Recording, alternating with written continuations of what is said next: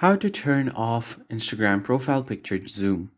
First thing you do is open up Instagram. So the Instagram profile picture zoom is something when you visit someone's profile here. What happens is if you long press on their profile like this, you can zoom in to their profile picture. But if you don't want that on your profile, then what you can do is head over to profile icon at the bottom right. And then from here, simply tap on edit profile. And once that is done, you just go ahead and tap on change profile picture. And then from here, select your avatar and make sure that you have added this to your profile. So change profile picture, head over to avatar, and then make sure that you turn this one on.